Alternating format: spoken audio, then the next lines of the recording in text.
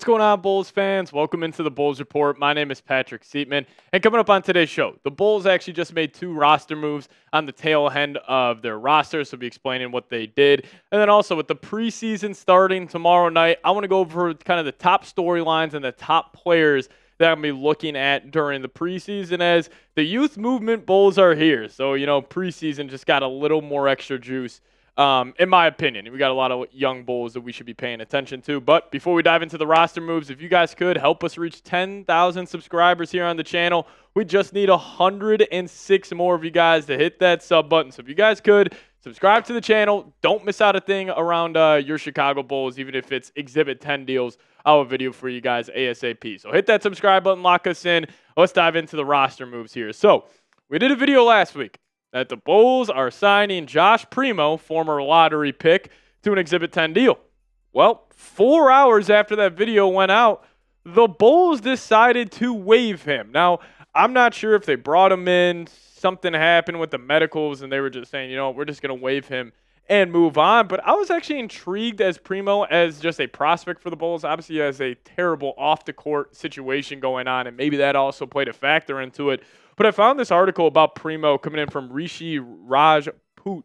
As he was just talking about Primo in high school, Primo in college, and just really speaking to, the potential he had. He says, Josh Primo was born on December 24th, 2002 in Toronto, Canada. He went to Huntington Prep High School in Huntington, West Virginia. This was the first school he started playing basketball for. He then moved to Royal Crown Academic School in Scarborough, Toronto. The chance soon came in as Josh reclassified to the class of 2020. He was considered a 5-star recruit and had multiple offers to choose from.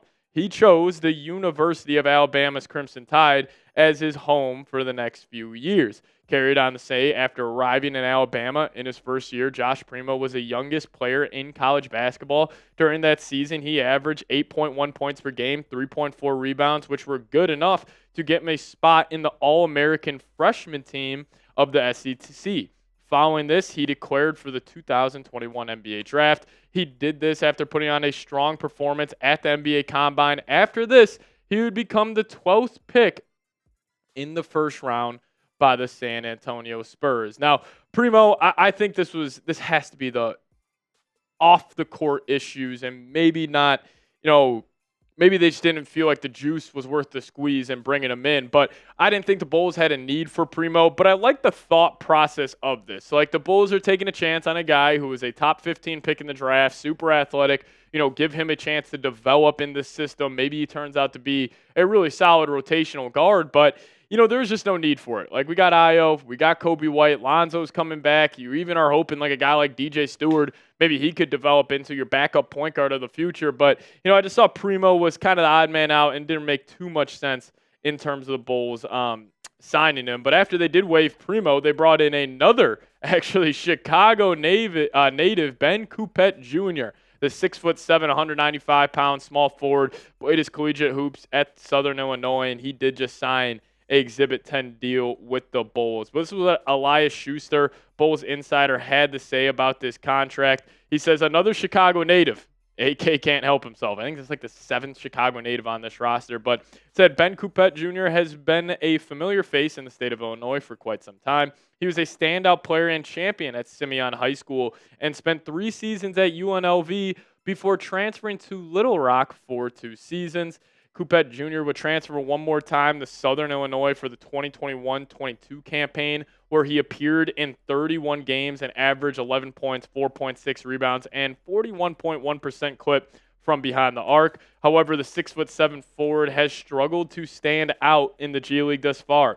He averaged only 6.2 points per game, 2.7 rebounds in his 42 G League appearances last season. Nevertheless, the Bulls remain intrigued by the 26-year-old's combination of length and shooting. And, once I found out he was from Chicago, I immediately thought, oh, another Chicago guy, I'm in. But then I started to turn on the tape for Coupet Jr., and I'm a big fan of him. He's got a super smooth jump shot. He gets the same release point every single time, and I think, when I'm looking at him, I can see the end game. I can see what he could be if he really puts his mind to it, gets the opportunity, and develops into potentially a good backup wing for the Bulls. But I do want to welcome him to Chicago as, he is returning to Chicago. So welcome Ben Coupet Jr. to the Bulls. Just give me a C red down below in the comment section. Obviously, he is I think he's a diehard Bulls fan. I would hope so, unless he's pulling an Anthony Davis and he's from Chicago and he's actually a diehard Packers fan. But let's welcome him to the city. Type those C reds down below.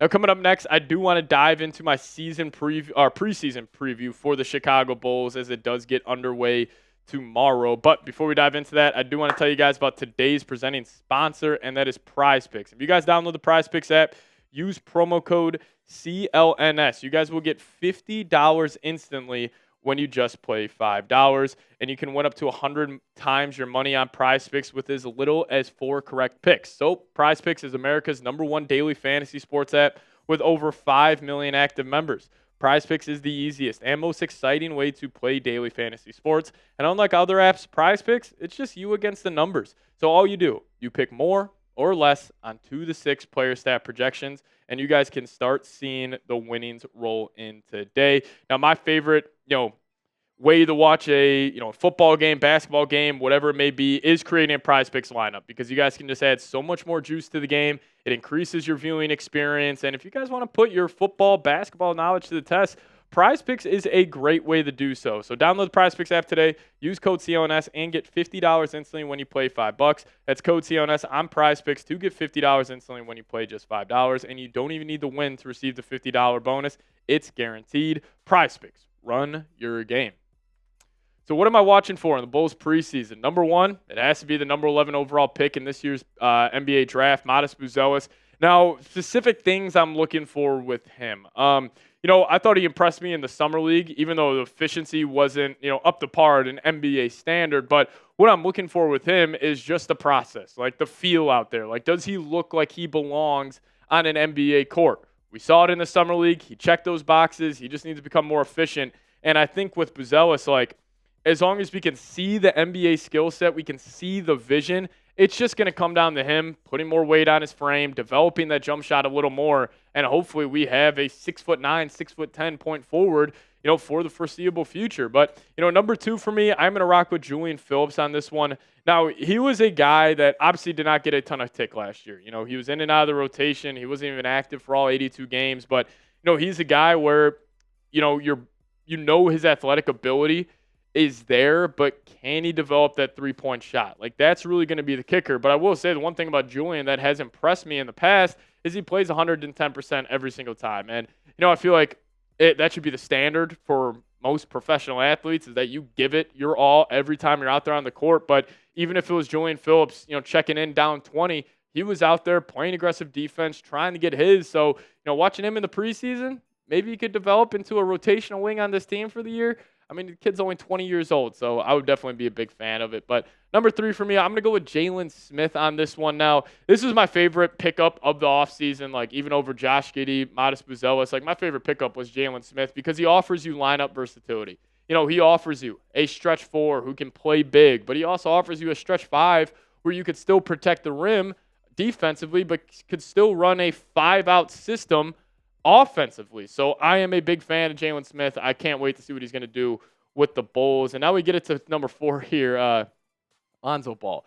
I'm curious if the Bulls are going to play him at all in the preseason. I think they should, just to test that knee out, see how he's feeling, live game action, because you can replicate it in practice, but you're really not going to get that true feel until you're putting on the uniform and you're out there in a live NBA setting. So if I were the Bulls, I would actually probably try to run Lonzo maybe 10, 12 minutes a game in the preseason, really try to get his feet wet, and just make sure he feels comfortable, playing at the NBA game. Because, guys, it's been 2.5 years. He is going to go through some growing pains, and I just hope he maybe gets most of those out of the way in the preseason. But number 5 for me, I'm going to ride with Levine and Vooch. And mainly what I'm looking at is, 1, if they're going to play, and 2, how do they fit in with Giddey, Kobe White, and, Patrick Williams, Ayo, guys who, funny enough, sparked the 9th seed run for the Bulls last season. So how do they fit in? Maybe it ends up gelling better than we think, and the Bulls are shocking a lot of people this year. Really, I have no idea. But, also just seeing if they're pouting, maybe they'll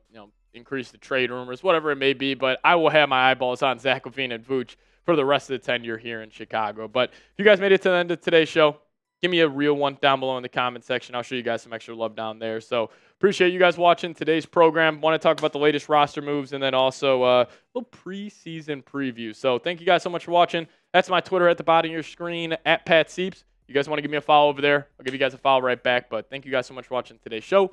As always, go